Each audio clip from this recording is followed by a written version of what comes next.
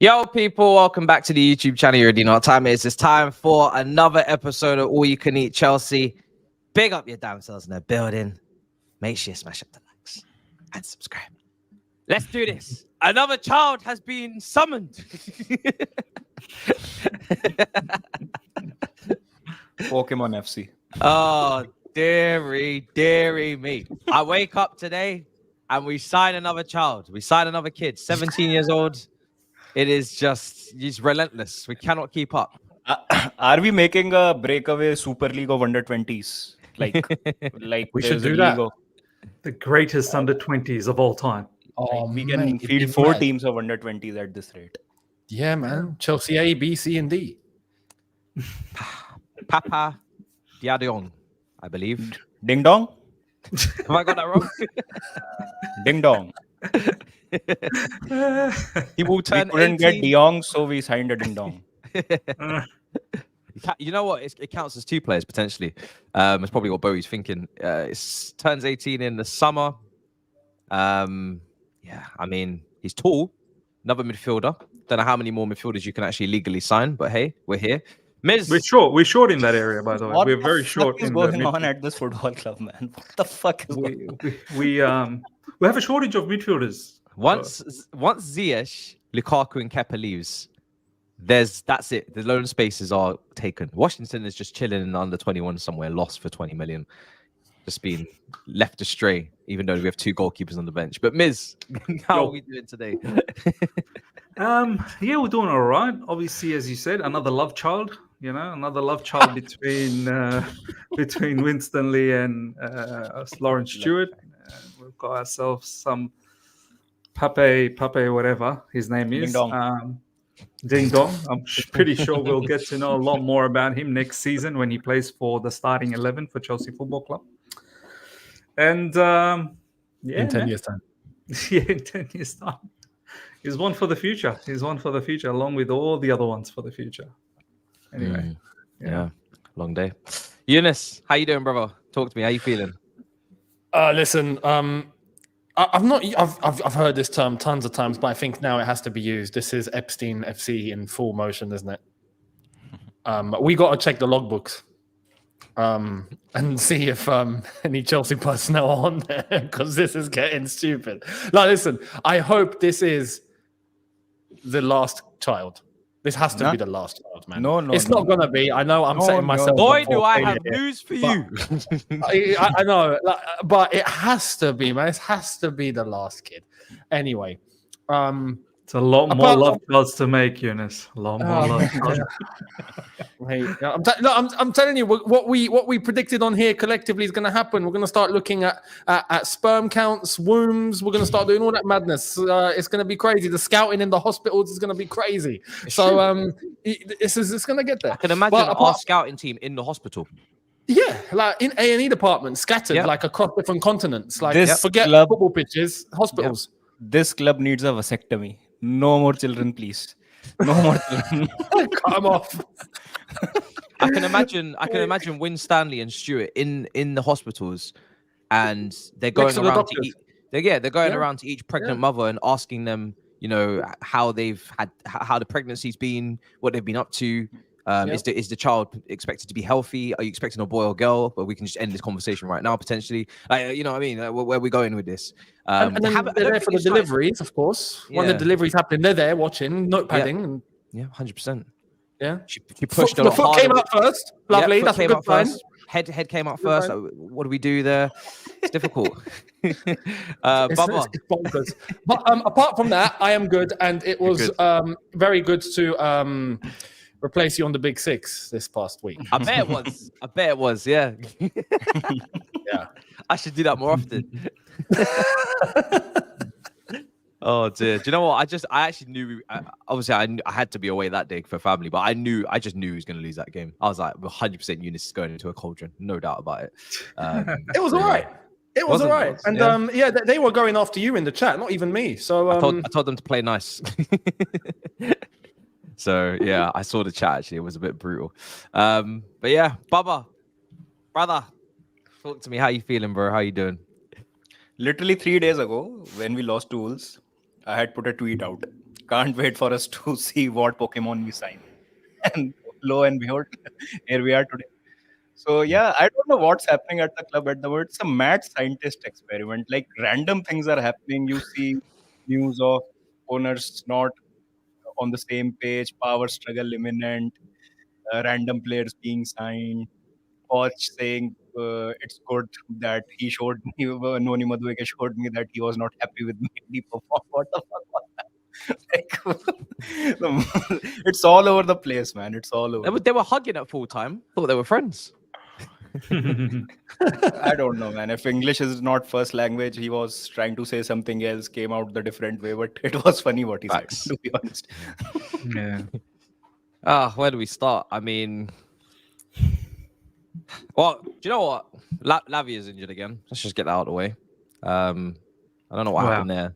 It did feel like he came on a bit too early. I'm not gonna lie. When he came on, I was like, this seems a bit early. When did he come on? 60? He came on with half an hour to go, like around that, and I was like, because obviously he added on time, so you got definitely minimum half an hour to go. And I sat there for a second. I was like, oh, I wonder how this will play out. This seems a bit premature, but just happy to see you regardless. Bang, after the game, straight away injured. But how did you guys feel about that change? Like when you're 1-1 in the game, you need to win the game. You take off Colville and Maatsen, and you bring on Silva and Lavia. Like, okay, eventually it looked like a good change when Silva was pinging in those balls. But like, why would you take Maatsen off when you don't have a fullback? And like, I couldn't wrap my head around it, to be honest. His subs were all over the place, man. Yeah. I didn't think Maatsen was good, but then again, he was playing the right wing. Not his natural Right position, wing. bro. Yeah. Even in the preseason, he had played on the left-hand side. And you're not utilizing Mudryk properly if you're not having a fullback who overlaps with him. Once in the game, Gusto got left-hand side of Mudryk. And that we scored. And he scored the goal. Yeah. Once. Just once. Once. And that too because that Crystal Palace defender, I think he slipped. Who was it? I don't remember. Yeah.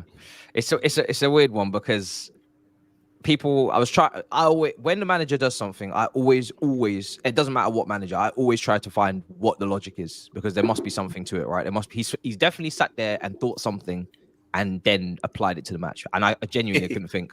For this one, I couldn't think. I was struggling. I was like, what is going on? There's like 3 players out of position. Nkunku was on the right wing, Gusto's at left back, and Disasi's at right back. Now, someone in the comments, I'll give credit to you guys, one of you said that the reason why he played Gusto at left back is because of Elise. And Elise was the most dangerous fullback, much better than IU. So he doesn't trust Maatsen defensively. We don't have another left back outside Maatsen. So he's gone with Gusto at left back, who did decent, pretty good last time he was there. And he's moved Disasi to right back because, again, there's no other right back. So I said, okay. I guess I can stomach it now that we've won. But if we didn't win, I don't think we would have been interested in that logic. I'm not going to lie. I think we would have been like, Gusto's having a great game at right back. He's man of the match. You've moved him. You're a dickhead. So yeah, now that we won, I think we can maybe smile at that. But that was a tough one to take. I'm not going to lie.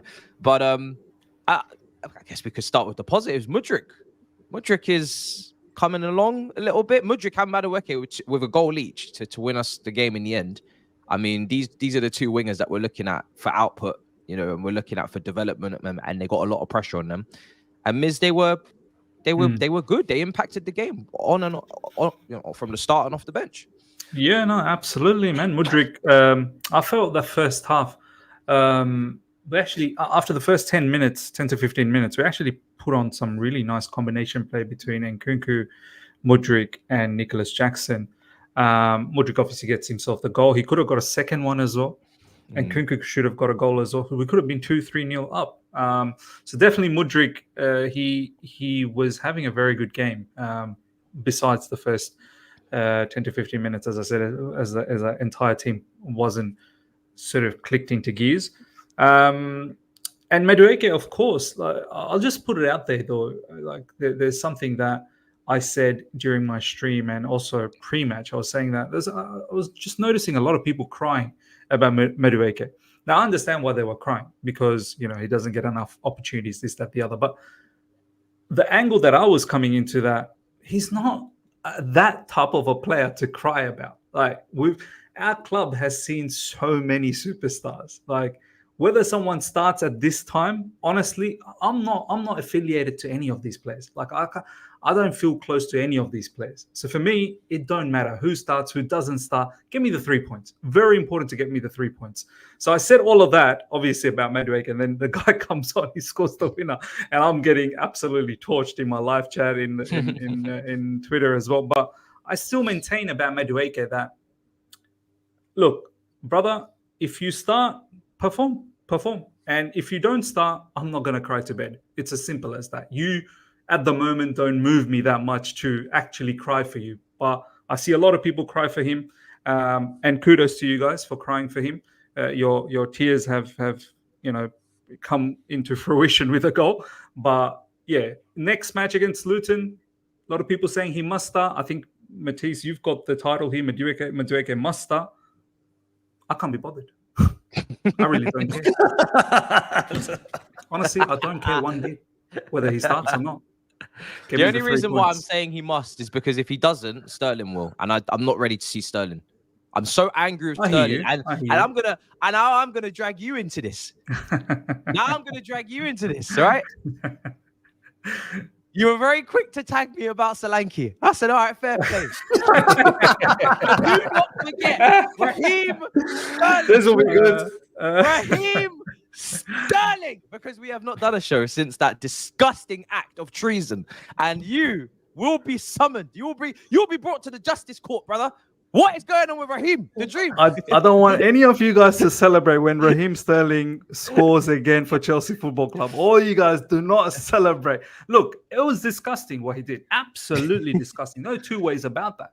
But I think we also said during that match, because we were on the phone and we were talking to each other, we said that he was still the most influential attacker on that game. That was the most maddest part about that game. Like, he was still the most influential attacker. So look, up until the miss. Until the miss. After the miss, he was an absolute. And then he capitulated. Then he still got an assist. It's just what a player. He said, "Time to commit suicide." After that, dear. do you know what?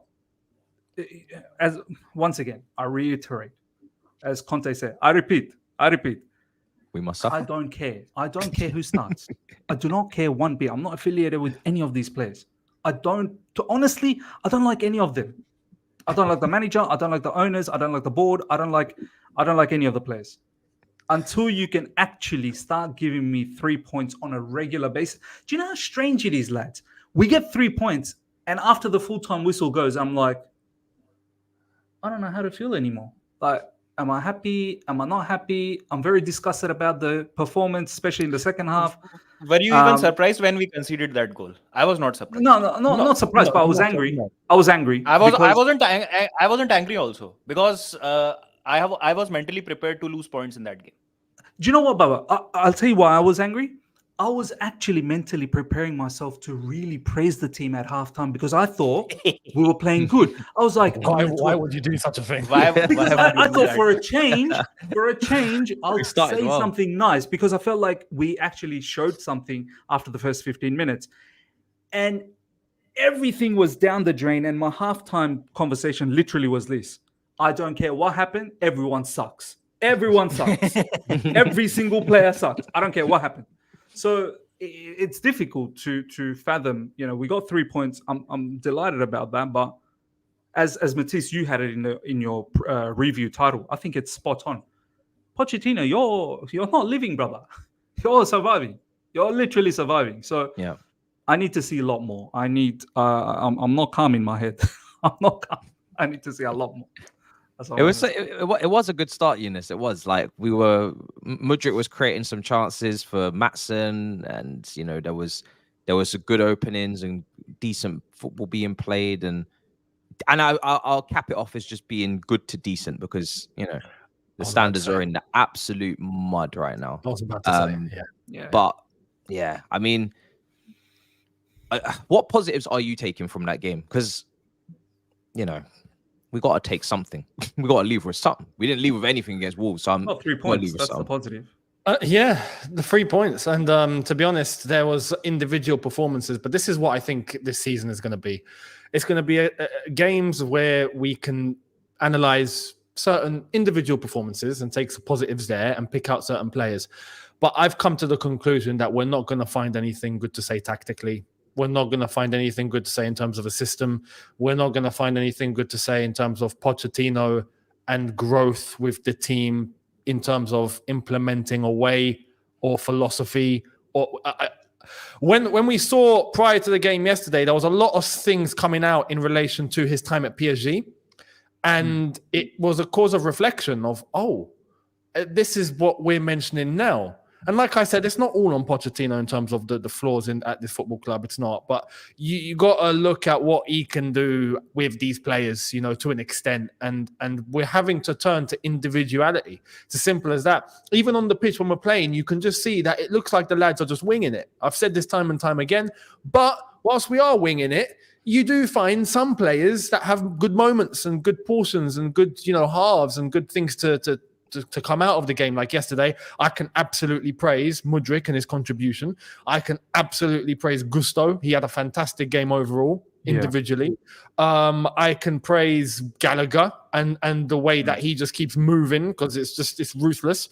I can praise I feel like I'm Petrovic, he's walking into that number one spot, the way that it's looking right now. He saved us on a few occasions. Big up George Benson, Alfie Gilchrist coming on and going out on an absolute mad one. I mean, we need some of that in this. That was such an incredible minute, or whatever, however long it was. How long was he on for? 8? He was on for 10. Yeah. He came on for 1 minute plus stoppage time. So yeah. I mean, I think it was. So, he made his mark. He made his mark literally. Yeah. I mean, up until this point, he'd been on the bench, and I'd not really paid him any mind because I was like, I'm sick of these damn kids. But if we are going to have a kid, that's how I want the kid to be. Yeah. Do you know what I mean? He's ready to put his life on the line, man. He was ready, he's sticking his head into things. And I'm like, I've not seen this since JT. Like, it's brilliant. It's beautiful. So if we are going to have a kid, that is what I want to see, right? But this is the thing. These are the individuals. Apart from that, dead. Yeah. So this is what we're doing week in, week out.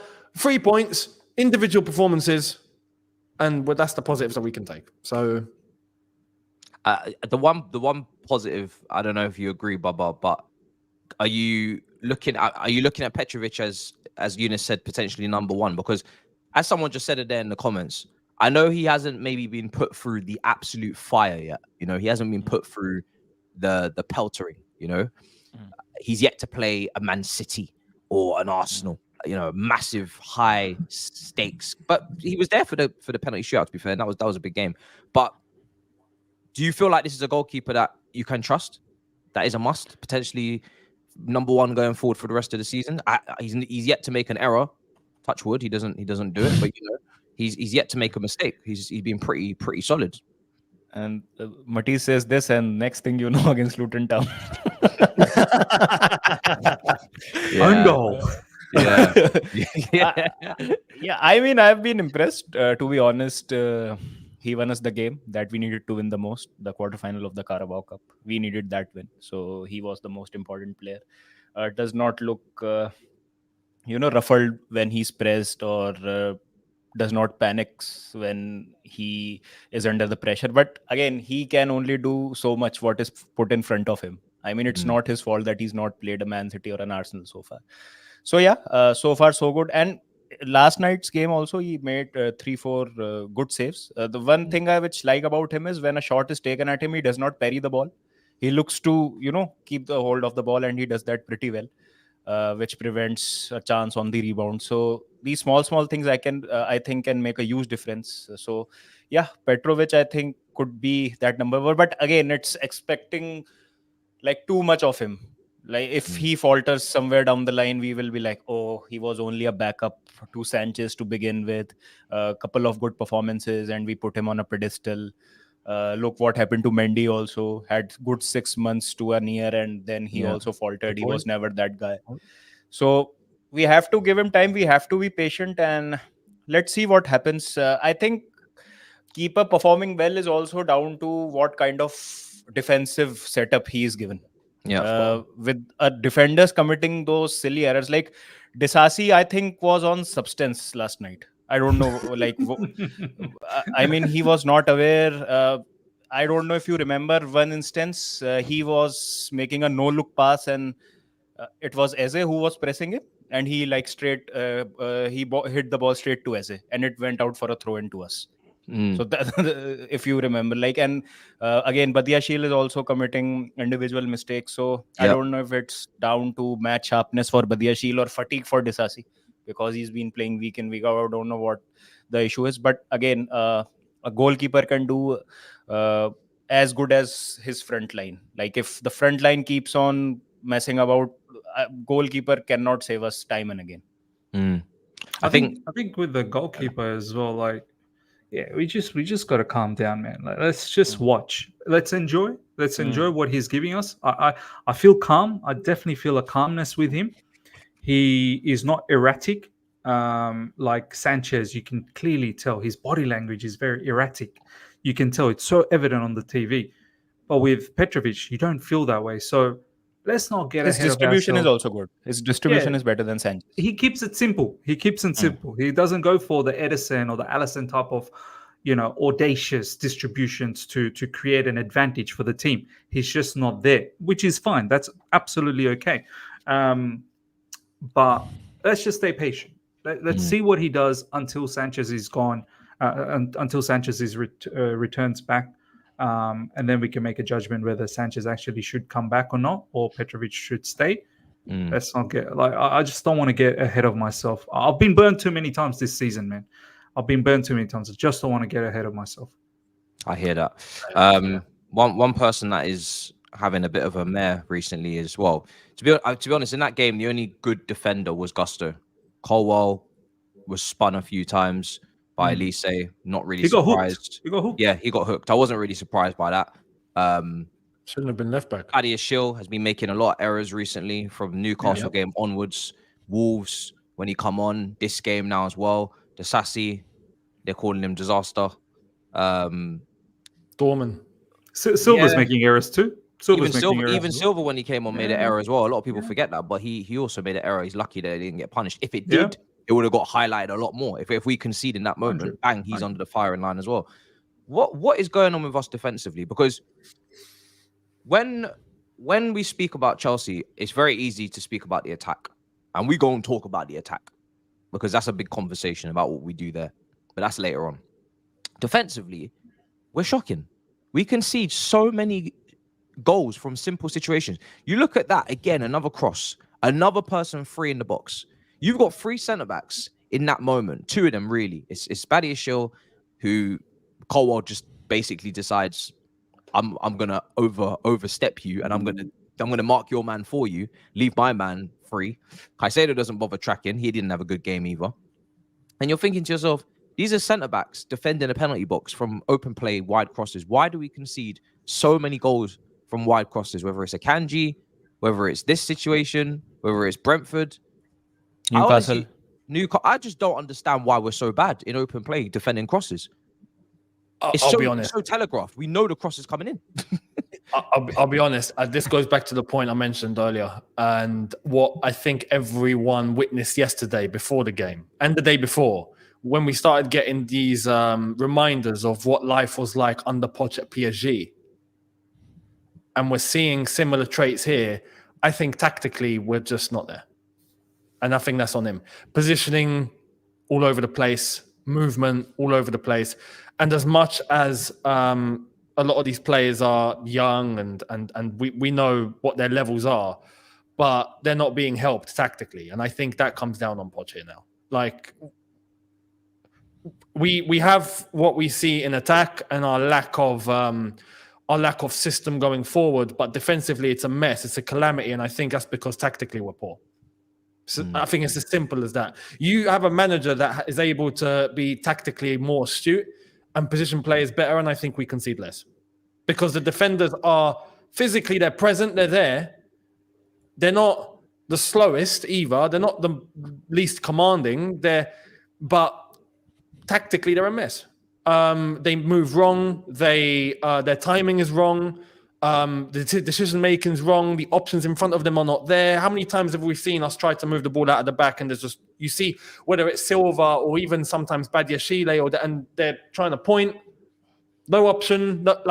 It's a mess. Tactically, I think it's a mess. So I think it's because of that. If I'm having to pinpoint something here, tactically, 100% agreed. That I think that is one of the biggest issue, whether it's defense, whether it's offense, whether it's midfield, whether it's in the offense. Tactically, I fully agree what Younes said. I also want to add another component to that is, and this might be sort of like a side component. This is not the only component, as Younes quite rightly said, tactics, right? I think the other component is the fact that, especially looking at this game, and I think we can kind of have the same outlook on previous games as well. But if we look at this game, right? Once again, 1-0 up, and we should have been probably 2-3-0 up before we conceded that goal, right? Again, yeah. So I get the feeling these defenders, they work hard initially. They try and stay as compact as possible. They try and focus. But I think the morale goes down every time they see the attackers just not putting that goal in. And they mentally starts collapsing that, oh man, we're just one mistake away from them equalizing, or we're just one mistake away. It puts more pressure on them. It does. It does. The game, 100%, as I said, as Younes said, tactically, it's very important. To be tactically astute, very important. But here is so important as well. If I'm a defender, like say us four, we're the back four of Chelsea Football Club, right? Yeah.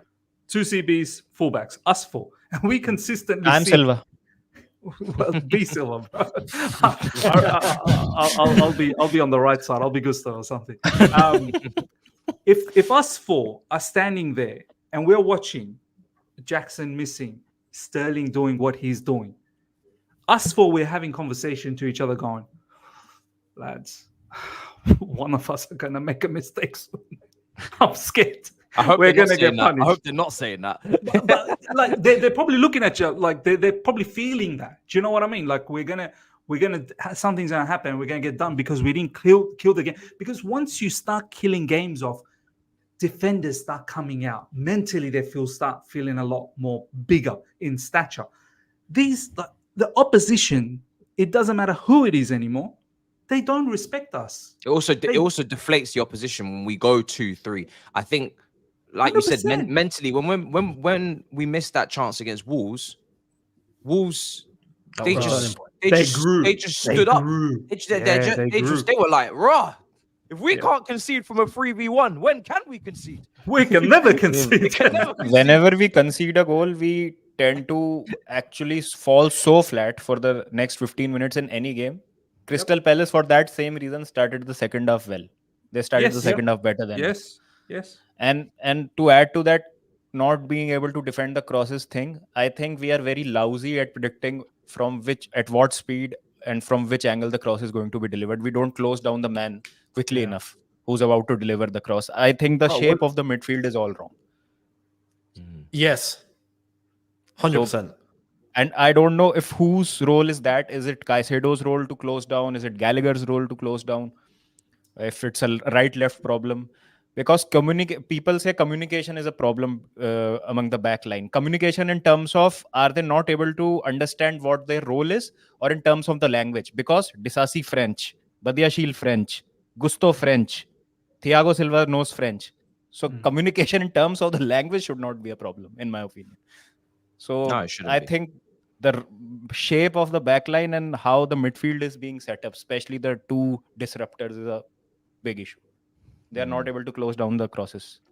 There's a lot of space. There is. And it does put pressure on the defense. There's tons of space. But this is what I'm saying. This comes down to how are we actually setting up? And are we even helping ourselves? Because, mentally, I know we're not there. There's a lot of these young lads that mentally don't have that capacity. Whether yet or if they're ever going to have it, God knows. But we collapse very easy and we don't help ourselves. But there's got to be a system in place to at least reinforce ourselves at the bare minimum, which we don't have. So it's a collective amount of issues, I reckon. But we don't help ourselves at all. Yeah, I wasn't particularly happy with the midfield as well. The way that they were moving as well. Some of the passes just felt almost pointless sometimes if they're going back, but also sometimes just too many touches from Gallagher. Sometimes Caicedo putting Gallagher in trouble, just passing to him when he got 3 men on him. It was just a bit of a mess there. You know, one observation, because you mentioned that's a very good point. I saw, did anyone see JT's tweet during the game? I didn't actually. I didn't. No, I didn't. What do you say? He was talking about, because you see the amount of times that we pass the ball along the back line, and it's ridiculous. Like, it's stupid. The Spent the whole game now. It's crazy. And he pinpointed that, and he's saying defenders need to be looking a lot more forward and start going a bit more direct and stop coming backwards, because this is just gonna. I've got what is actual. Let me get it up. His actual tweet was.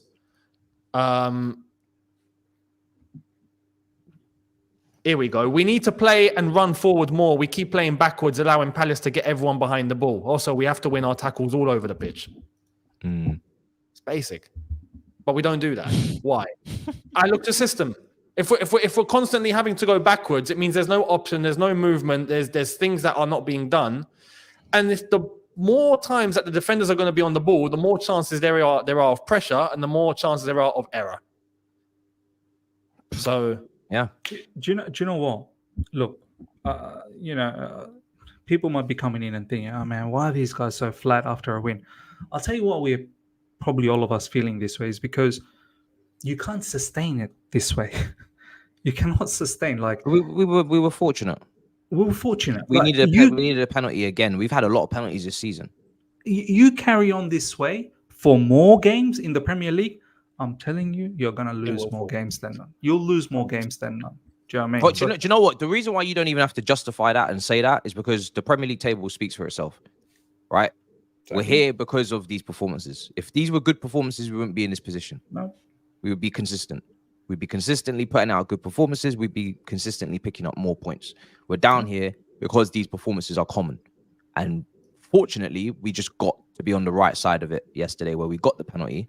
If Madueke gets up and he doesn't stay down, I don't think we get the penalty, and we probably don't win the game. So we don't. Thank heavens. Usually I don't want players on the ground, but because he knew it was a foul, thank heavens he stayed down and said, "I'm not getting up because this is a penalty, and you're going to check it. You are going to check this."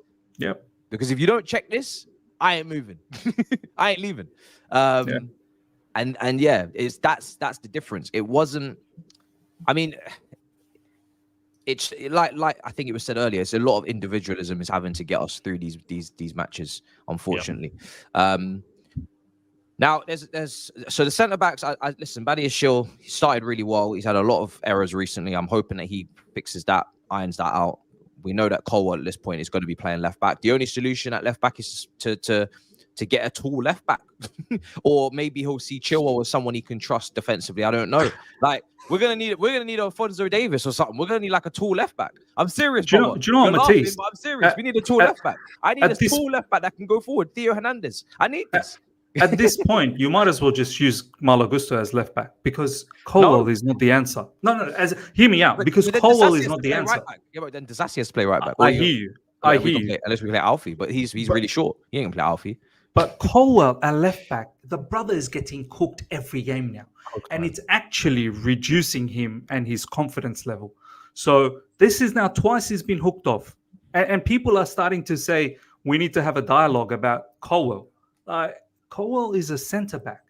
The way he moved away from Olise today, that just shows he's a centre-back. He's not a left-back. He just went to cover the central areas of the box, as opposed to keeping a close eye on his left side, which just says it's not natural to him. He's not played there his life. He's more of a central defender. So if Mauricio Pochettino, if he understands, like he should understand now, because he's had to force Colwell to be hooked off straight after halftime twice now this season.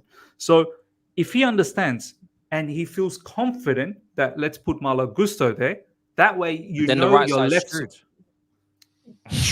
True, but what you're going to have is Levi Colwell being on that left side. I get you, but Desassi on the right side is just as bad. because Disassi on the right side kills the right winger, 100%. and it's awful to watch. It's actually, or at least Colwell. The one thing I'll say is he can pass the ball better than Disassi. It seems right now. Disassi on that right hand side is awful to watch. So then people said Trevor's injured, right? And Trevor's leaving in January if he's fit. So one or the other, right? That's not gonna happen.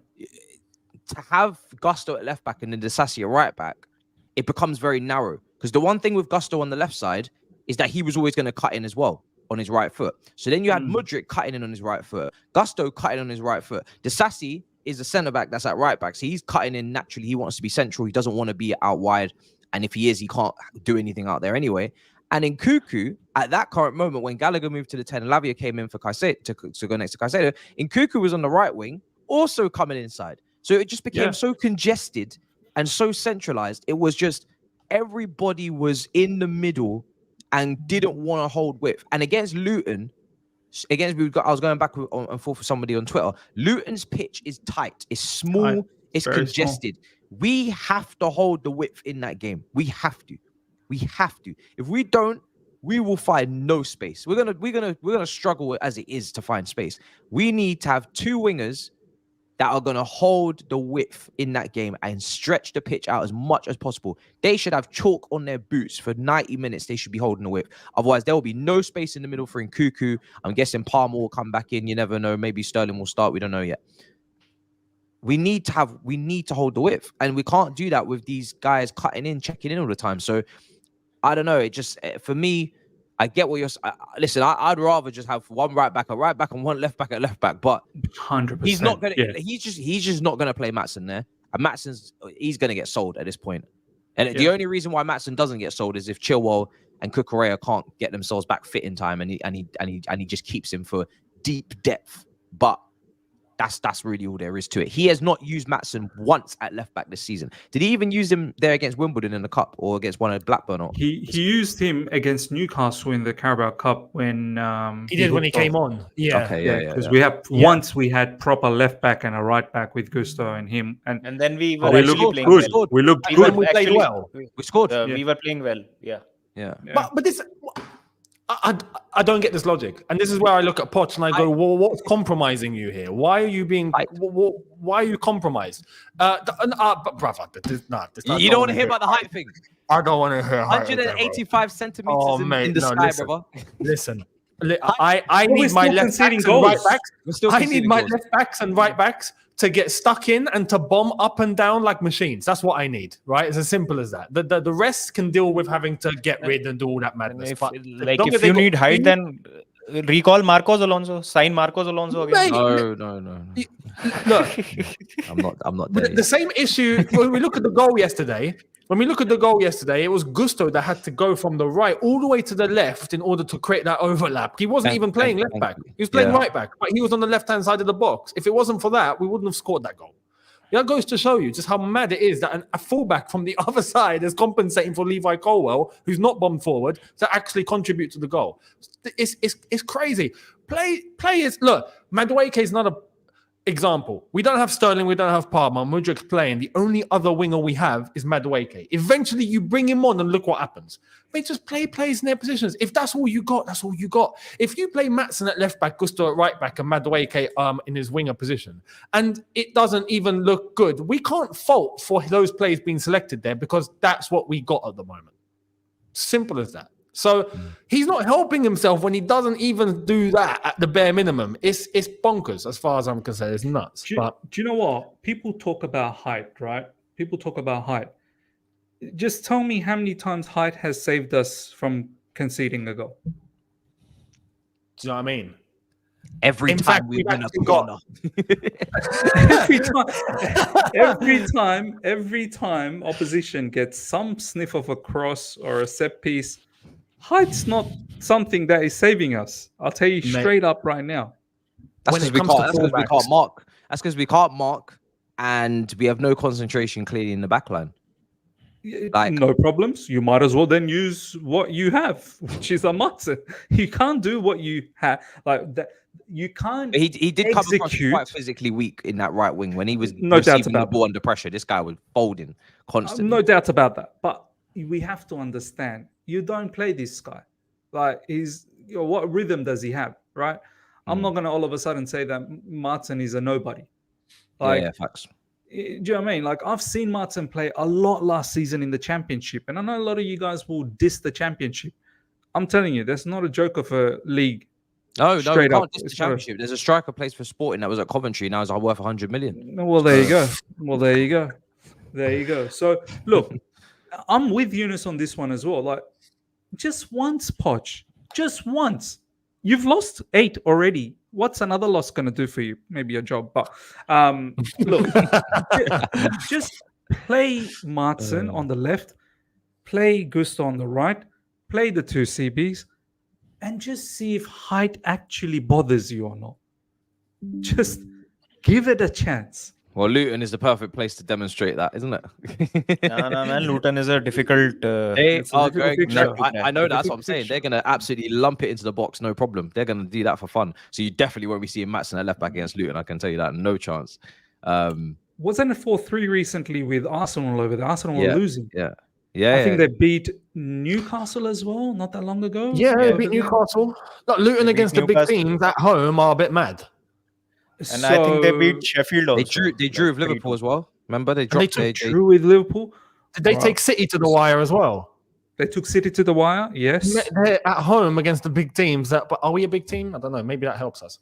we are definitely not a big team, but they will look at us like a big team. They will look at us like a big team for sure. They will. They will. Ross Barkley balling out. Ross Barkley, Oh, Townsend. Barkley. Townsend's balling out over there as well. Yeah, Townsend. Yeah. Ross Barkley is definitely about going to to be showing run up it for back. that game. Perfectly set up for Ross Barkley. Barkley's to going to score be a very 30-yarder. motivated because God forbid. God forbid. Barkley will be very motivated playing in that double pivot, picking the ball around. He would love it more than you can believe. Look, If I see him score, we Barkley need- that FA Cup goal against Liverpool that he scored for us. on the Oh, what a counter. banger that's that a great was, goal. bro. That was a hot goal, man. Great goal. I used to like Barkley a lot back in those days. Ross Barkley, man. Did you guys remember the Everton days? Ross Barkley? Yeah, yeah. He was a ball. Oh, He was a ball. bro. He was meant to be a the next Paul ball. Gascoigne. He was fantastic the way he was playing. He fantastic. at Everton. To all the people in the live chat, if you don't remember Ross Barkley Everton, that's something you can check up on YouTube. That's your homework. Oh yeah, unbelievable, unbelievable. The goal at Newcastle, left foot, Yeah, dribbled bro. past a couple of players, went in He on was his a own, baller. and absolutely He was a slapped it baller. top corner. Yeah, it's a shame he got injured. I think his injuries really Yeah, ruined killed his him, career killed and him. just Yeah. went downhill from there, as it happens with a lot of players. The next conversation, I guess, is striker situation because It's Listen, going to get violent now. we Jackson's We will in its We Jackson. will sign the wrong Victor now, as I told you on the group chat. Jackson is he's a tough one because like I appreciate, as I've said already, as I've always said and I've always wanted, I appreciate the work he does outside the box. He's working defenders hard. He's not allowing himself to be bullied. You know, he's creating opportunities. He's dropping deep. He's trying to link up the play. Technically, he's a lot more secure than Werner and players like that. But the finishing is just peak. Like, you just, outside of the tap-ins right now, we just don't know which random citizen he's going to hit in the crowd for no reason, unprovoked. And the thing is with him, right, is that I've not got a big problem with him being backup because he brings something and he doesn't seem to let these missed chances keep him down, which is a good mindset to have. But I was listening to a podcast with Jermaine Defoe and the Filthy Fellas, and he said something that really stuck with me, and it's something that we're lacking in this generation of strikers because I don't want to repeat how much we've fallen as a sport in terms of strikers. If I was to go through the strikers from 10-15 years ago that we had just littered around Europe, from your Van Persies to your Drogbas to your Falcaos to your Rooneys to your Berbatovs to your David Villas and your Torreses, I'll be here all day. Even players like Edin Dzeko, I've mentioned, would shell it out for teams like us right now. And they weren't even considered world-class, right? the second class of Dzeko and Giroud. We missed yeah. Giroud. Yeah, we missed Giroud, and he didn't even bang in 20 goals, right? We need a new striker in January. This is number one priority for me. I've done the 6 months in jail. I've done my 6 months. I've tried my best to you know, we've given them a chance. We've given them a chance. Bro's been given some chances. He's come back now. He said on Instagram story, be patient. Brother, we are so close to the relegation zone. I'm sorry. You might have to hold that. Like, I hate these Instagram stories, man. I hate them. You might have to hold that, bro, because we're not gonna move Jackson on, and I'm highly doubting you're gonna be third choice from free options, especially with Nkunku there as well. You're pure profit, so Bowie's gonna absolutely run a madness on that as well. You're gonna have to hold that, because I cannot go into the second half of the season with these two as the strikers. I can't. I cannot run that risk. My football club is too fragile to run that risk. We are a fragile package, and if you throw us, we break. We're like glass. We're like marble, going for shipment from one country to another. You throw us, you mistreat us, we crack, we break. We need delicate attention. I need a striker in January with experience. No kid, no child, right? Just make preference that. Just make that very clear to the scouting team. No child, right? Washington is your child. You don't want to use him. Washington is your project, your kid. 20 million you spent on him. Haven't seen him on the bench. We got two goalkeepers on the bench. I'm telling you, he's AI. He's AI. He's not real, bro. We've got two goalkeepers on the bench. We struggle to finish chances, and the 18-year-old that we spunked 20 million on, we don't have on the bench. We don't even have him on the bench to have an option. So we're no more kids. So experienced striker must come in January, because people were saying, oh, maybe if we wait to the summer, Victor Osimhen, please. In the summer, we don't know where we'll be. We could be 13th, 14th. We could be no European football, no money to spend, only sell to buy. I'm not interested in any fairy tale dream striker that should have the pick of options, should have the pick of a few clubs that have qualified for Champions League, and should have other clubs that have money as well and will spend more on wages, which is Younes has brought this up a lot of times, wages that we will not offer because we're going through a restructuring of our wage bill. So I'm not, what's that song called? Waiting on a Miracle. I'm not doing that. Yeah, I'm not doing that. Waiting on a miracle. I'm not doing that. No. I'm not waiting, because I'm not ruling off the season in January. I'm not doing that. I remember when we did this last season, we ruled the season out by bringing in Lampard when we were like 8 points off top 4 or something like that, or 9 points. And funnily enough, if we'd brought in someone competent, we'd be playing European football.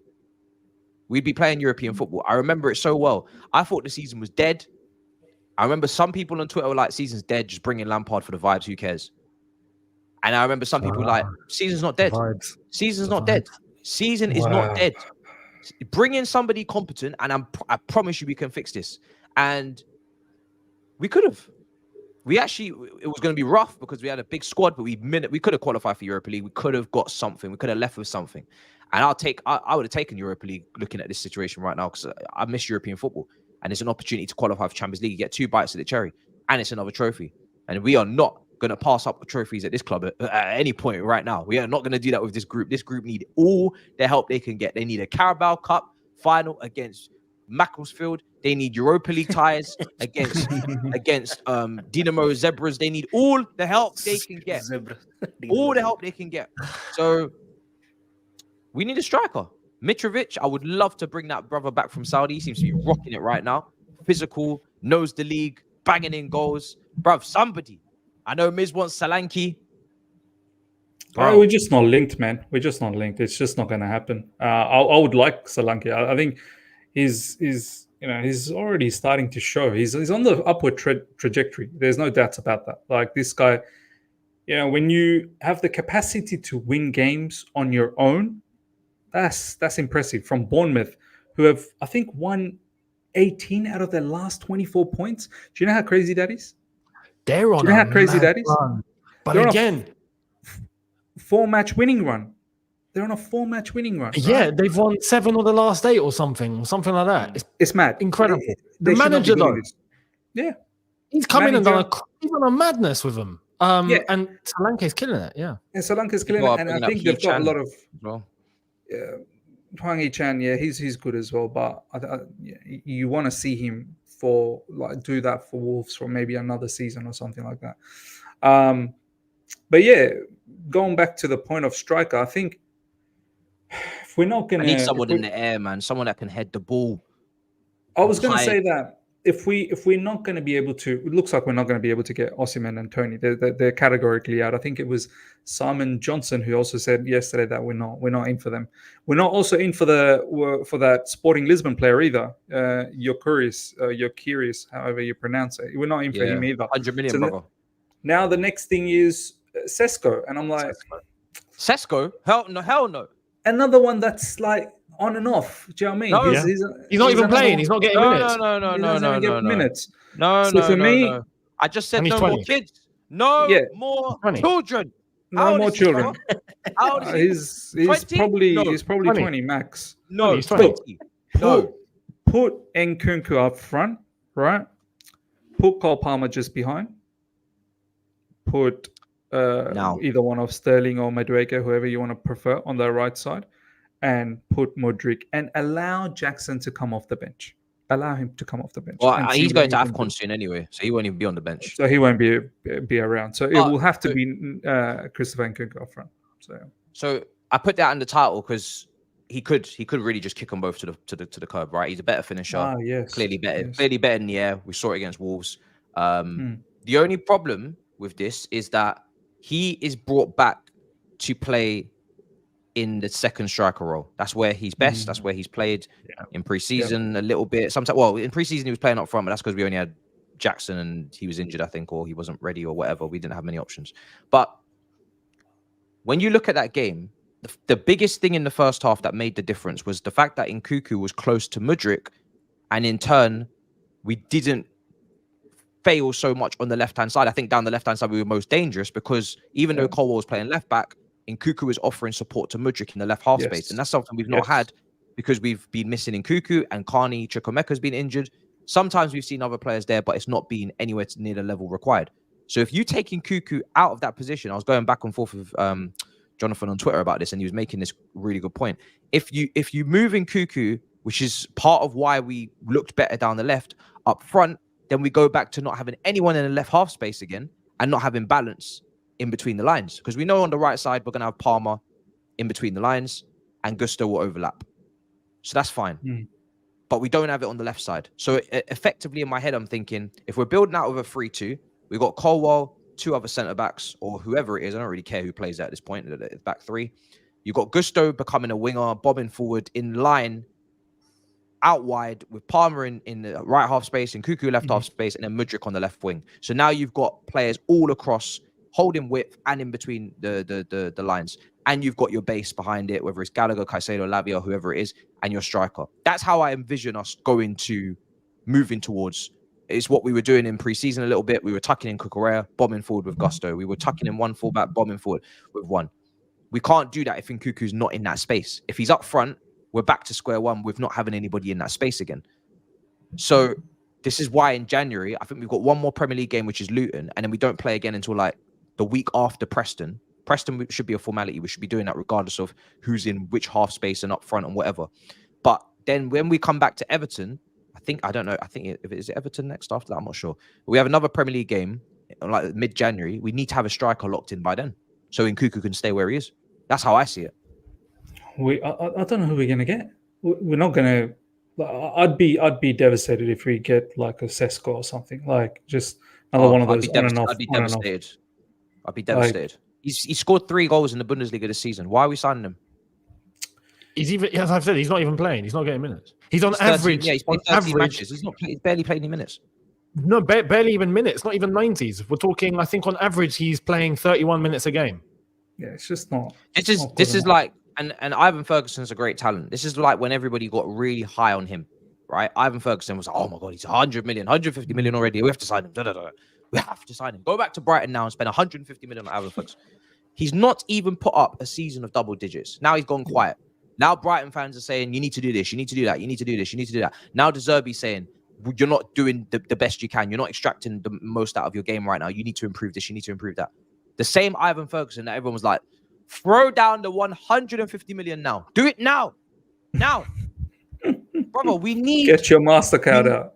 Bro, we need to stop this with these young strikers because most of the time they tend to peak in their 20s, late 20s when they've fully grown, fleshed out and fully developed. Now, if they haven't peaked then it's because they've absolutely trailblazed in their teenage and their early 20s. The Mbappes, the Michael Owens, the Rooneys. If you are not trailblazing at this age, the Haalands, if you are not trailblazing at this age, smacking in 25, 30 goals, absolutely setting the world alight, then no, you're not coming here because that means you're not ready. That means you're not ready. We've already got Broya who's not ready, Jackson who's not ready, Washington who's not ready, Datro Fofana who's going to have his ass back in the summer, cut his loan short, not ready. I've had enough of the not readies. I've had enough of them. Yeah. There's more than enough, more than you can believe. There's so many players that are here in this position that are not ready. So, and on top of that, Pochettino has got too many players to develop. He's got enough players to develop. Enough players need attention, need coaching, need improving. No more. We need to bring in only players that know their game, know their strengths, understand what they're doing on that football pitch, and don't need cuddling and don't need being told not to fly here, not to beg this person for this nude. I need maturity. I need know-how. I need grown-ass men with grown-ass families, with grown-ass wives. I need grown-ass men. That's what I need. Leadership. Bring in a striker with leadership. Bring in a striker with a track record. Bring in a striker with a beard. Bring in a striker with experience. Bring in that striker. That's the profile. Now, which name it will be, that's down to the scouts because there isn't a world-class, bona fide world-class striker. We're not going to get a bona fide gunman, world-class striker in January, but just get somebody who has experience and has know-how. A Giroud type, someone like that. They might not bang in 20 goals, but they might get 15 or 14 and some assists and make us look better in general play and just score headers and, just provide, just bring, that's all I ask for. So we go and get Jamie Vardy. Or Miz, so we bring up the agenda again and just go back on Cristiano. No, I'm not. I'm not. You know why I'm not? I think that ball, that boat has won. Big Rom is not mature. If Big Rom was mature, Big Rom would still be here and he would be up front right now. But he's not mature. He's emotional and petulant and partly bipolar. Bad influence. And so no. So that's not who I'm talking about. So let me just shut that down. But yeah, we need to act because that can't run. Ronaldo, people are asking. Miss, start your pop. That boat has gone, man. 6 months loan. I think he's quite happy. Come on, man. Younes. Come on, guys. I'm giving you so finally, now you've arrived. Yeah, bloody hell. Imagine Jackson and Ronaldo hitting the Sue. Oh my God. I'm giving you the chance to rerun this. Run it back, man. Run it back. Ronaldo, he's happy in Saudi, man. Just do your thing, kill it. I think he's the highest goal scorer of 2023. Is that right? I think so. Yeah, 53 goals or something. So look, just continue, man. Do what you're doing over there. Don't worry about. We need to find a solution. If we were in the Champions League, if we would have been in the Champions League, but if we would have been in the Champions League, we wouldn't be in this mess in the first place. But he would have definitely come if we would be playing Champions League. Yeah, no one else. Look, I tend to look into the Premier League players a lot more because you'd think that the adaptation should be seamless. I get worried when I start looking into players outside of the Premier League if they've only played one season. If they've done it over 3, 4, 5 seasons, I'm like, okay, they've got a good track record. So I don't want to entertain any of those players because you just don't know what you're going to get. This is why I look at the Premier League who've been there, done it for a little while. That's why Sri Lanka makes sense. But You know what's mad? I don't know if you guys can come up with names. If my brain's just gone blank, or the chat get involved as well. Has there been strikers that have been decent in the Premier League that have moved on to a bigger team in the Premier League and succeeded? All the strikers that the top teams have, they've brought from somewhere else. Wayne Rooney from Everton, I suppose. Nah, that doesn't count. That doesn't count. That doesn't count. That doesn't count. That doesn't count. That was a You have to generational go talent. all the way back to Rooney. Yeah, Rooney Shows to be a fair. lot, Nah, a lot that was a about- generational talent. Yeah, Sadio but he's Mane killing is it a at shout. 16. You know, like Would you say Sadio Mane maybe? But he's not a striker. He's a winger. Would you say Berbatov from Spurs? Tottenham? I feel like if you're smashing it at Tottenham, you're very much going to smash it at a big club because you're already kind of competing for Champions League. And same with Harry Kane, wasn't it? Jota at Wolves, but he's very injury prone. But he does put the ball in the back of the net. Jota's a shout.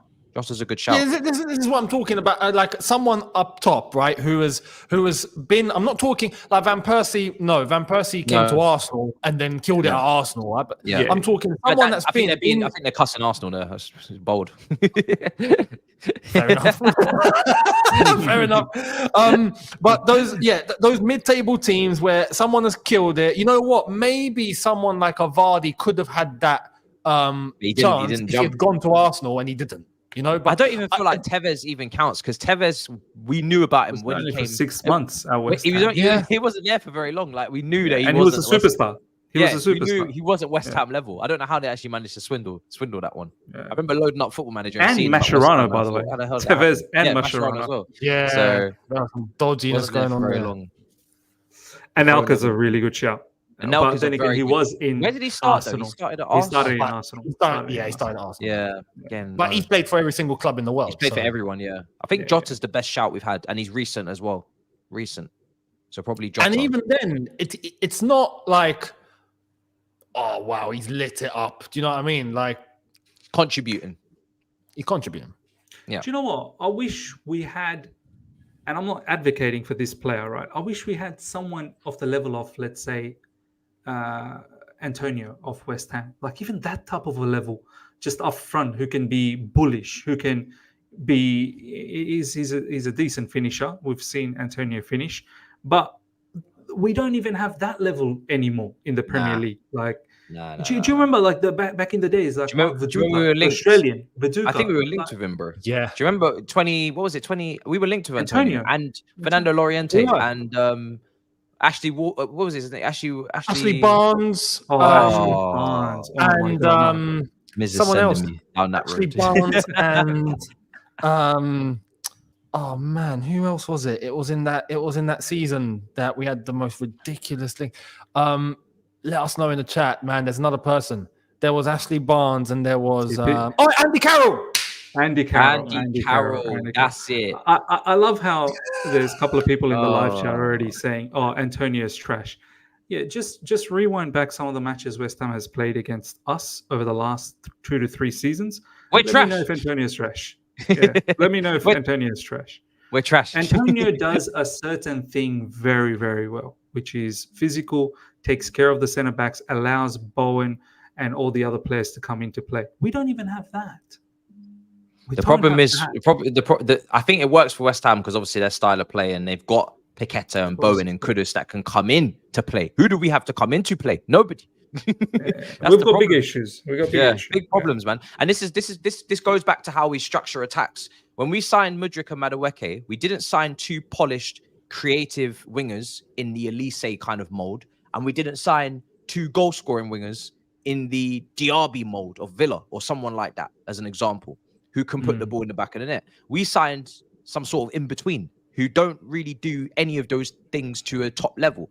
And then we went and signed a striker who hasn't got a track record for goals either. So we shagged ourselves. We do it to ourselves. If you sign a striker like Jackson, you have to have goal-scoring wingers either side of him. You have to. Because you can't trust him. He hasn't done it yet to say he's going to bang goals. But if he's shown he can play out wide and he can link up, then you should be fairly confident that those technical securities should kind of remain.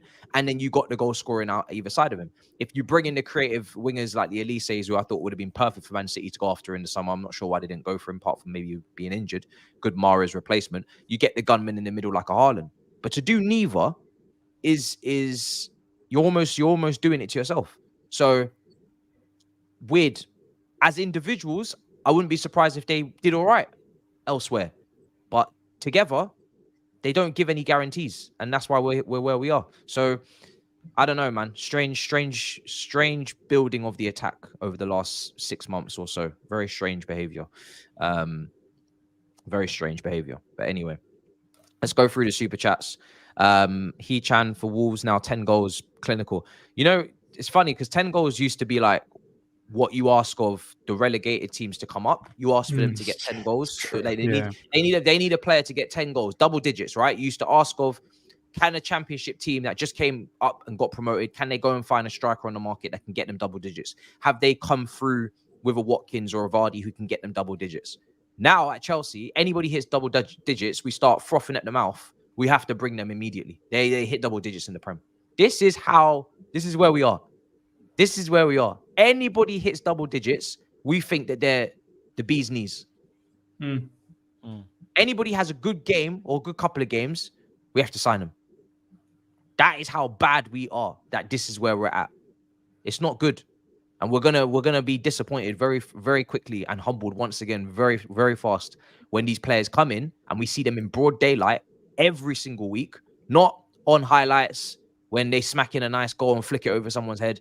Every single week we see them, and don't get me wrong, He-Chan's been very good this season, but I'm just saying in general because we've been burnt by this bridge before, and they're playing week in, week out, and they're not delivering because they have not delivered at the highest level on a consistent basis before. And the pressure is different. Playing for Wolves and playing for Chelsea is different. It's different. And that's why even though we can give Jota some credit, he's injured half the time. He don't have that pressure because he's rotated with about 4 other forwards. At Chelsea, you are starting week in, week out, up front. That is what the demand is. Not rotating with 4 strikers, with Younes, with Gakpo, with Diaz. Sometimes you play, sometimes you don't. No. Whoever comes in has got to start banging in the goals. And that is pressure. That is expectation. And that is going to be very difficult to find someone that really can be capable of doing that. Because it's going to be, it's not something that it's not for everyone. I'm not going to lie. It's not for everyone. So let's see, man. Let's see. And He-Chan's a winger anyway, isn't he? Pretty sure. Yeah, he's not a striker. He's a winger. Not a striker anyway. He's a winger. Yeah, he's not. Matisse Cunha plays through the middle. Yeah. Not that I'm not open to wingers because, those slots are open too at this point. But yeah, he's not even a striker. We've won a game. Jackson, crying emojis.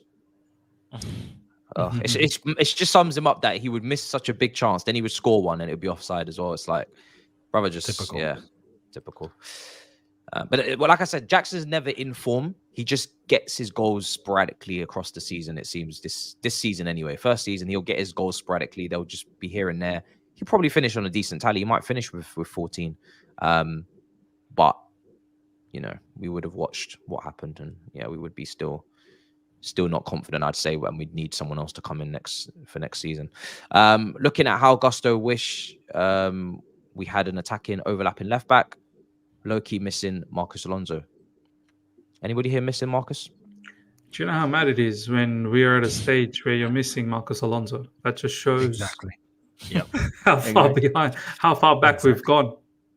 And I get the logic. Yeah. That's what's mad. I actually get it. Like, yeah. He scores. It's mad. Marcos Alonso was very clinical. He was. There's no doubt about that. He was a beautiful centre forward. Poch play him left wing though. The coach who told him that he should be a fullback. The coach who told Alonso that he should be a fullback robbed us of one of the greatest strikers of this generation. It's true. Don't be surprised, lads, actually be surprised because I can't see Pochettino do this. But like false 9, you'd think that with all the players that we have, like the nimble kind of players, your Nkunku, Sterling. Palmer played false 9 in the Arsenal game, right? Yeah, he was. Yeah, I don't know if Poch really fancies that, but I wish he did do that a little bit more long term. Because for me, not long term, but this season. I don't think it even will work this season. I think I don't think it will propel us to where we need to be in the league. Like I think if we put him there, we're just ruling the season off because his finishing it's like he's banged in his penalties, but in open play, when he takes his shots outside the box, they're still iffy.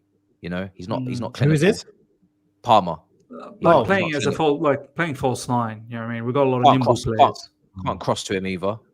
And then we're also weakening a part of the team because now he's not playing right wing, which means now that part's weakened. So we're just weakening. It's not ideal. It's not ideal. Of course, it's not ideal. For me, it's a no. We have to get a striker. But I rather the club not make a big mistake and just get. Yeah, but that's why I don't know. It doesn't even have to be someone expensive. It doesn't. It doesn't. It doesn't. You just have to be smart with it. You have to take advantage of a potential opportunity that's out there for someone experienced that's scored goals. It's tough, man. It's not easy. We're gonna have to really dig deep for this one. We've got to find someone though. Have to find someone. Don't shell out 100 million on them, but we've got to find someone. Giroud was an absolute steal for AC Milan. That's the type of signing we need. We need to do a Giroud. We need to find. When we signed Giroud, we didn't know it was a steal, but it was in the end. Taremi would be the experienced guy, but they're not doing Taremi. That's for sure. At 33, they just won't even entertain that. Callum Wilson would have been great if he wasn't injury prone. Yeah. Someone like Callum Wilson would have been really good if he wasn't injury prone. Someone like if he wasn't injury prone. I was thinking about that, but he's injury prone. That's the issue. And he also plays for Newcastle. Why would he leave? He's playing enough games. No, we will not take Martial. At this point, we might just go for mid-table striker like Solanke. It doesn't matter who we bring in. It's best to bring in decent striker and let him develop. The thing is, what about Ollie Watkins? He's not going to leave Aston Villa. He's not leaving Aston Villa for us. They're going for Champions League. They're going for Champions League, man. And he would cost 80 million. I think Solanke would cost 60 minimum. Yeah, Solanke would cost around 60. That's not even a cheap move. Like, people are thinking just bringing Solanke. Like, Solanke will be expensive. He's valued at 25, 30. So yeah, add a bit more, and maybe we need to get clever with some sort of swap, Americanized transaction. Washington not there ever to Bournemouth. Listen, Armando Broja to Bournemouth. Broja and some money. If we give them Washington, if we give them our database, Denzel, you mean? Yeah. If we give them, what other kids do we not know that? Do you know what? That manager would probably get. See, this is why I go back to what I think Younes kind of echoed about this. It like you need the manager to find the system, and you need Poch to find a way to get more out of these guys, like somehow. Because I bet you my bottom dollar, like Broja goes to Bournemouth, and everyone's talking about Broja. Because I don't know, man. Some of these managers, it wouldn't surprise me. Yeah, some of these managers, they just find a way to get the best out of their players. Yeah. Do you know what I mean? Taremi for the chat as well. People saying he's only on 3 goals. I think he wanted to leave in the summer.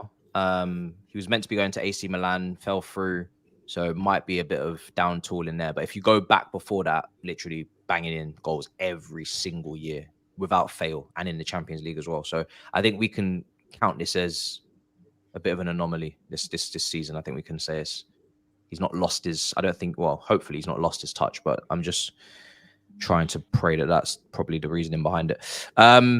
Bowie needs to get a meal with his Lambo in Naples. Guys, I don't think we're getting Osimhen, you know. As much as everybody talks about it, I really don't see it. I don't even know where the owners kind of sit now. Like Boli and Baghdad Iqbali, like they may have different views. So well, Bowie's not here, and Iqbali's he is here, but yeah, he's the runner. He's the day-to-day. I get the feeling that report that came out from The Guardian, was it yesterday, just before the match? Yep. Guardian. And they kind of said there is a possibility that this can happen. They didn't really confirm anything. They just said that there is a possibility. And I'll tell you why I kind of feel that it might be a possibility as well, is because, do you guys remember when our owners took over last season, right? First season.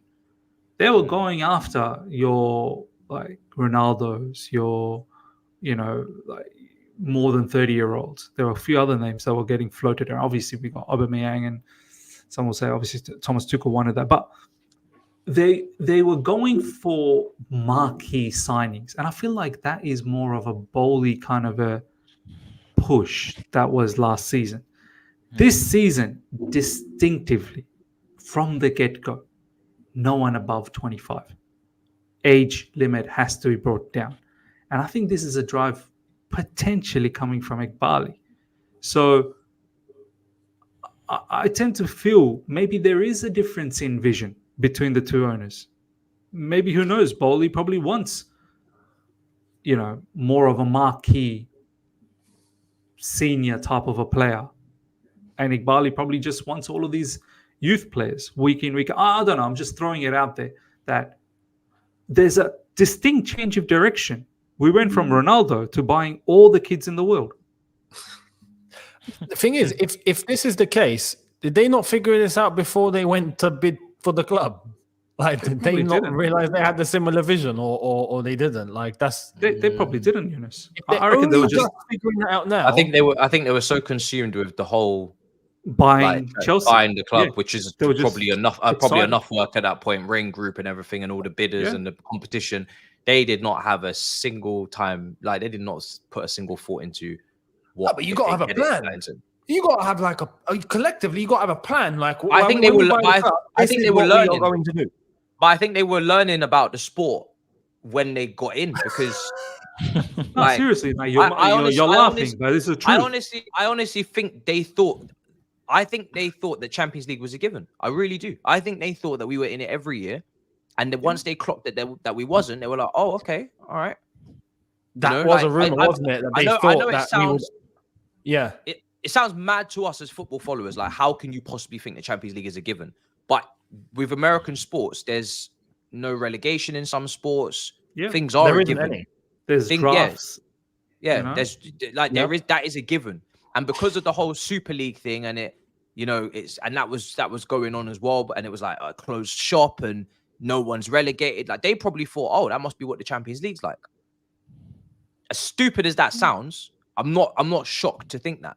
So that goes to show.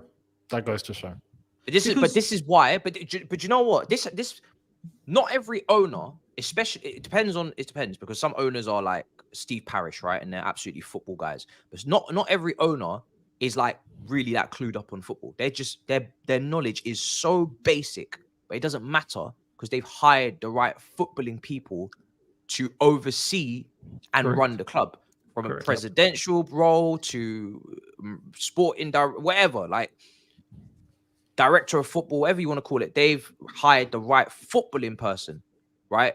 Who did we bring in when Mourinho was joining and Roman came in, and we brought in Kenyan.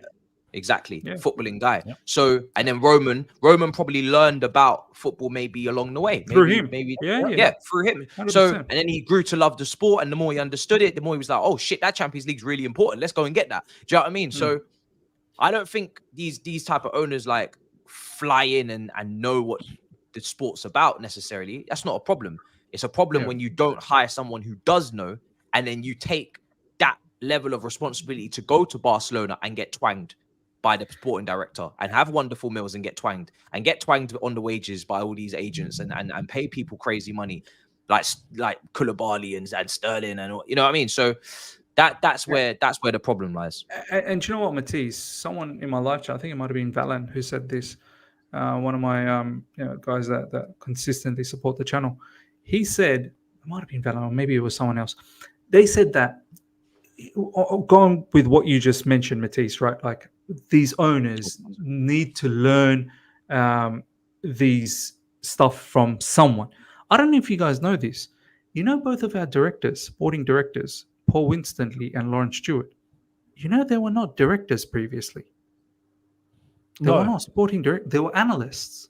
So Paul Winstanley was apparently a recruitment analyst or high performance analyst, and so was Lawrence Stewart.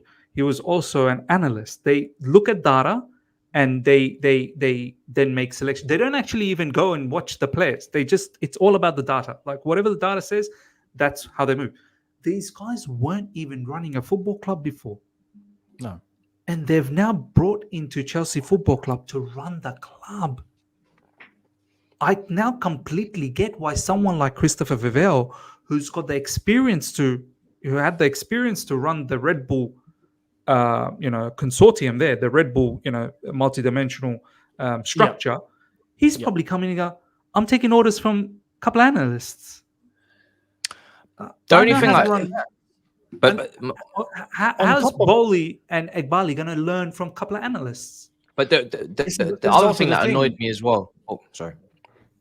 Sorry, this is also the thing with even with on top of them, who's the chairman of what? Chelsea. A chairman? Wait, what's that? No, who's the chairman of Chelsea? Brother, we don't have a sleeve sponsor. I think we've got a chairman. Don't have a proper hierarchy. We've got that. What's his name? The chairman. The chairman is Todd Bowley. Is he the chairman? Oh, of course. Yeah. He's the chairman. I think he is down as that. Thing. Yeah, he is down as the chairman on Football Manager. Yeah, he is. when we had Roman, for example, Roman didn't come in and try and interfere with footballing matters on that level. He kept Bruce Buck as the chairman. Bruce Buck remained the chairman for 25 or however many years it was, right? But he's been in the game long enough to be able to understand how to operate at that level, to run the club, at least on behalf when those decisions need to be taken. This is the thing. As you've said, we've got a couple of analysts that are sporting directors. We've got Bowley, who's never been in the sport, as the chairman, because I'm guessing he's got some sporting experience, I guess. It's a mess. It's a mess. Even the guys that we brought in, they're not coming from top clubs. So when Man City brought in their guy, Tiki, that's from Barcelona. Brilliant model and brilliant experience to bring to Manchester City to make them into a top club. The guy we brought in, like you mentioned earlier, is from Manchester United. Roman, again, top experience. Peter Kenyon. So we're bringing in guys that are Brighton and Leipzig, and their experience is not titles. Their experience is not winning the major honors. So even they're capped off to a certain level where you're like, maybe you will lead a team to do so, but you haven't done so previously.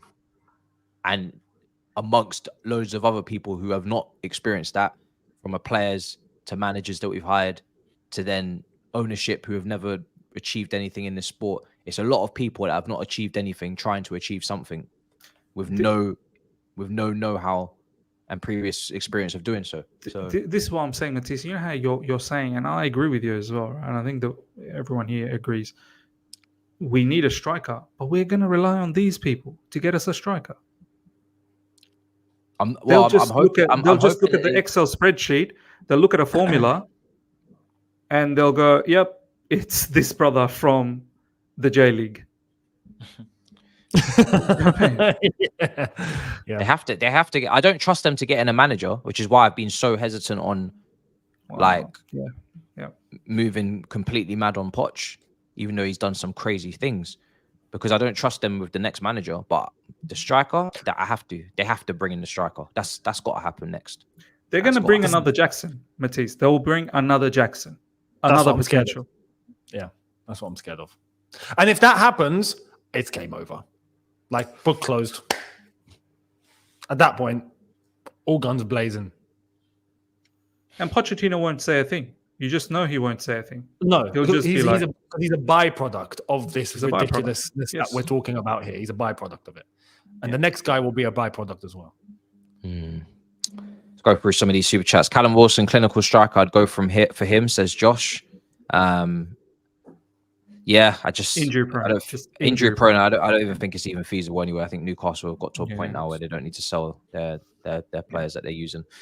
We need experienced wingers. It's not like they necessarily need the money as badly. Bruno says that as well. I guess that's where this comes in. No, seriously, Hee-Chan would be a very good shout. Wonder how much he would even cost. 10 goals for Wolves. Clinical, says I Test Merchant as well. So a lot of shouts for him. He did have a great performance recently. I think it was yesterday, actually. Calm Silva has elite ball distribution going forward. Still made a lot of errors this season, though, I have to say. Would you take Martial? No, actually, Wouldn't take him. He needs to go to like He needs to Greek go league to or something. He needs to MLS. go to Panathinaikos MLS. or AK Yeah. Athens or something Saudi. like that. Wow. No. I don't even think Saudis, right? Just go to Greek league, enjoy Finished. the Greek islands. Just, Feta cheese. plenty of lovely women as well. Just go out there. I'm What do pretty you guys? sure you'll do well there. What do you guys make of this option? I've seen his name floated around in the chat a few times. I know he's banging in the goals this season. I haven't really watched him. I never knew about this guy up until 6 months ago. Yeah, He's just spawned. Exactly. He's just spawned. And it's the same thing. Like, we can't, well, to be fair, even though he's 27. yeah, that's my only. But, you know what's mad? Another name that's mentioned is Boniface.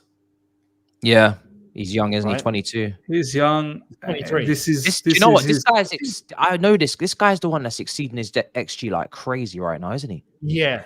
He's doing a madness at Stuttgart. 17 goals in 14. But That's a bit freaky. this season. What's going on there? Something's wrong. Yeah. And Where then was has he there been- before? Where was he Yeah. before? Was he He just was thing. Was he? He was at Stuttgart the season before, 11 goals in 22. Then he was at Rennes, 9 in 37, 10 in 27 before that. Continue doing it for another season. Maybe we can talk. This is Going off exactly on what one I wanted to say with Boniface, because even Boniface right now is on. If I'm honest, he's on the perfect trajectory, right? But 10 and hey, 16. keep doing what you're doing. Keep It doesn't doing what you're mean doing. first sign of he's scoring goals. Boom, we've got to buy. If not, we're going to be buying about 35 strikers. He's got to keep proving. He has one more season like that, then we can start talking about him coming to the Premier League or something. Absolutely. Because Younes, you know how we got Jackson? It was that purple patch he had last season. Yeah, 10 games or 8 goals in 10 games or something like that, and boom, let's take him in. Here we are. You find it very quick in the Premier League whether you belong or not. So people that has a bit of a track record. This guy here is no, he can't shoot. He can head the ball. El Nasri, you can head the ball. This brother cannot shoot. He's great in the air, but his finishing. No, I've seen. Good, his shooting will his shooting will give me a heart attack, no doubt. If you want to spam crosses and occupy the defenders, and he just holds it up or goes for the header and brings in the other players, but we need someone who's going to be good on the feet. What I watched at the World Cup was that was painful in the finishing department. Very painful. Fax Miz from Ronaldo to all these pups. Big up, fellas. UTC, bro. Listen. What can we do? What can we do, guys? Baba, any suggestions before we wrap up in terms of strikers? Or we just liquidate? We just liquidate. Play whatever you've got and just hope it all works out. One more thing that I want to point out is in the next game, both Sterling and Palmer will be available. Yeah, Sterling bench. So he'll be starting. I'll tell you straight up right now. I'm not ready to forgive. If Mudryk gets benched for Sterling, that would be very unfair in my opinion. I'll tell you right now, whether anyone likes it or not, Sterling will start. I'll tell you right now. I agree. You can hate it. You can hate it. But he will. He will start. Yeah. You can hate it. Because for a game like Luton, where there's not much space, he's probably one of the players you would look to for going past multiple players and all that stuff. Yes. But I'm not ready to forgive, Miz. I'm not ready to forgive. I completely understand. But you will have to accept, Matisse. You will have to accept. You will need to embrace.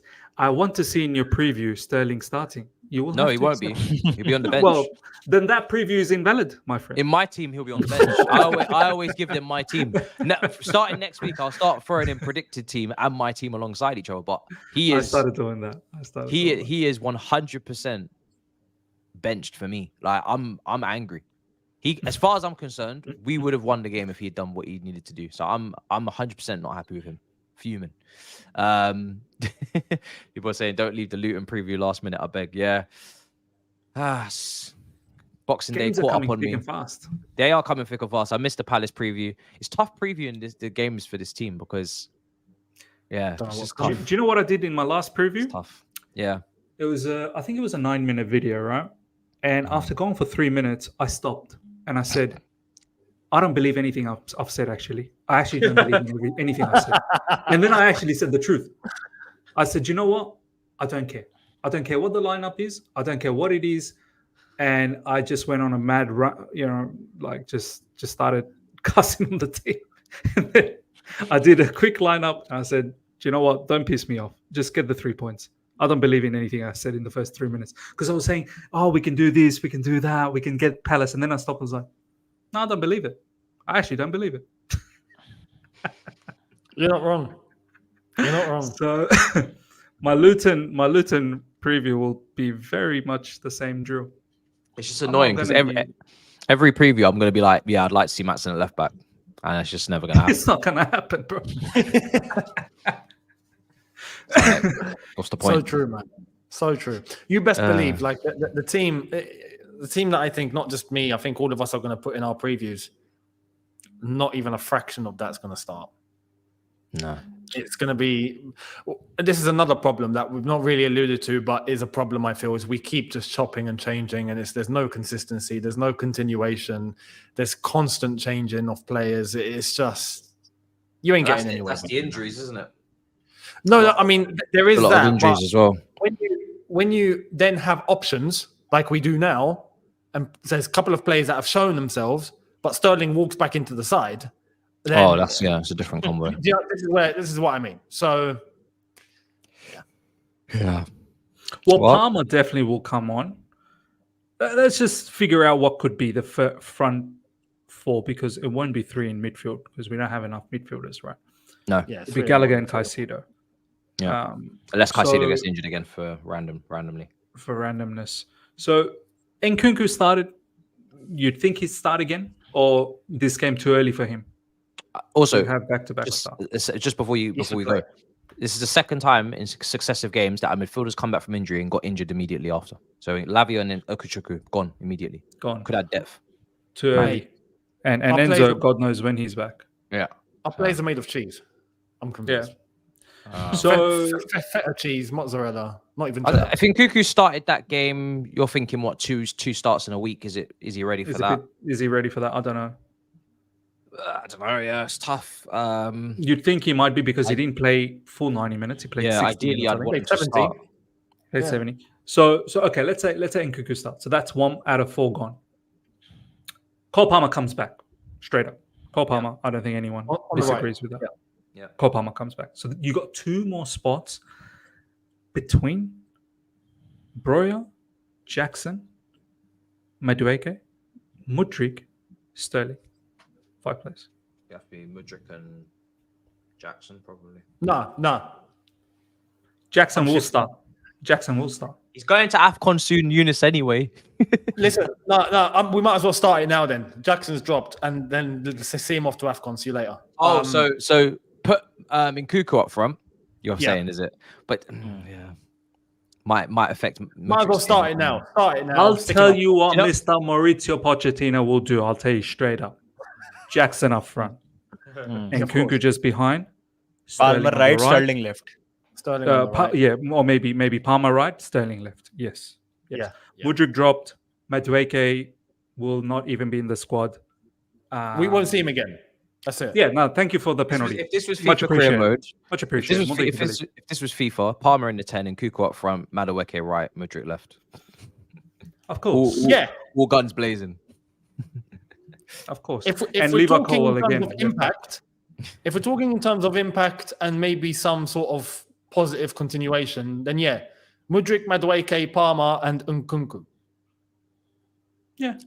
But no, we're gonna go with Sterling walks back in and Jackson's up top again, and because Nkunku, God forbid, I'm not gonna say it. Yeah, you're worried. I know exactly what you're worried. And it's just I'm worried. Look at Lavia. That's all I can say. Look at Lavia. Look at Okuchuku. Look at everybody. Yeah, I'm worried. 2 games in a row, and Premier League's no. Yeah, and no Luton mug, man. Will not be no nice place to be physically. So if Nkunku doesn't start, then yeah, one of Madueke will probably get an opportunity. But yeah, it'll be the same. Yeah, but a lot of people will get upset. They'll get upset that, oh, why isn't Madueke starting? And then they'll cry. And I will not care. And then 1-0 Luton.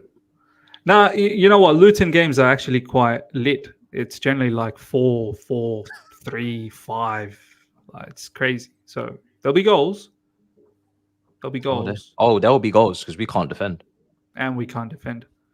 And There'll a lot be of people goals. have been telling me, because I've not really been watching Luton, I just see the final score. But a lot of people that actually go out there and watch them, they say that Luton at their ground, they're buzzing. They are buzzing. The crowd apparently are very close to the sidelines. Yeah. They're screaming. And Luton, with a lot of their young players, they press high. They got a lot of energy, and they ping shots from range. Like, they will pepper you with shots. So they're proper traditional, old school English. Old school. Yeah. Kind of side. Gun-ho. That's possibly the worst. Yeah. That's literally. possibly the worst side you can come up against right now in terms of us overall. Because I worry we won't match that. Yeah, because we're a bunch of scary cats. Do you know what I mean? Mate, I worry we'll fold. And 10,000 close in, like very, very intimidating. Residential area, so there's going to be people in their kitchen windows with pots and pans going mad. Like this is atmosphere is different. Yeah, atmosphere is different. Yeah. So legs getting broken. I might go. You know what? In my preview, I might start Gilchrist.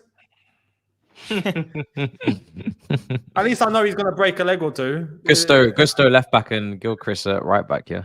No, why not? Oh my god. Well, Chipamotang, final question. Anybody? Chipamotang? No, thank you. No. That was so polite. Yeah, he said it perfectly.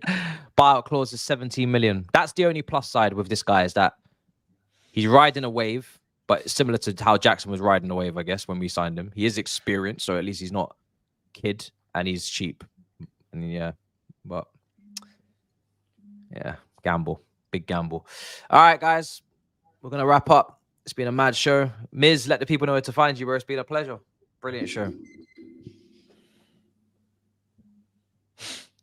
Miz is done.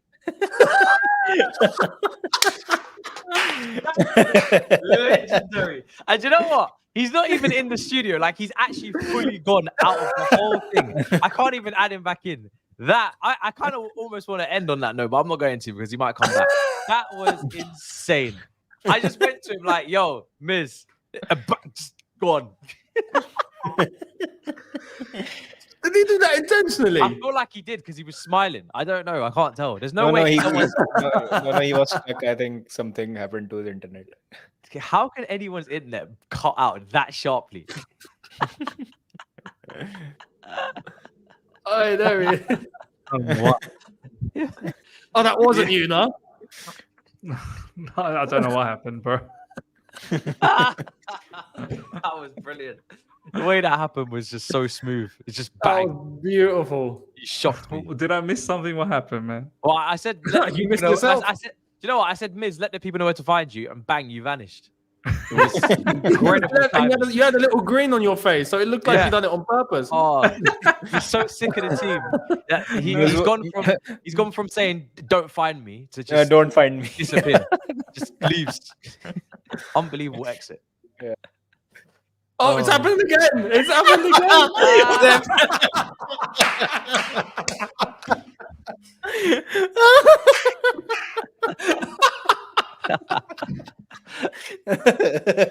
I might play some music over this.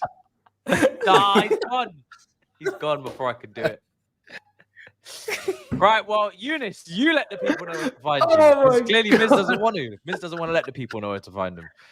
Oh my days. Oh man, yeah. Miz will come back one day. Find me, Younes Talks Football, and video later on, preview tomorrow, watch long on Saturday, 12:30 kickoff, lovely jubbly, review afterwards, we move. So catch me there. Yeah, that's how it goes. Baba, let the people know where to find you, bro. Pleasure as always. Yeah, all of the same things that Younes just said. Drogbaba says. Rest is the same. Watch along, review, preview, and whatnot. There you are. Links are in the description. Miz, you better hurry up and let the people know where to find you before you quick. Before it happens again. You gotta go soon. You gotta go. They're on to me. Now the other side of the coin. Subscribe, man. Subscribe. Yeah, you are. Guys, link in description. He's done. Do you know what I mean? Everybody's done. Link in description. And yeah, see you guys next time. Big up your damn selves. Smash up the likes. In a bit, people. Peace. Come on.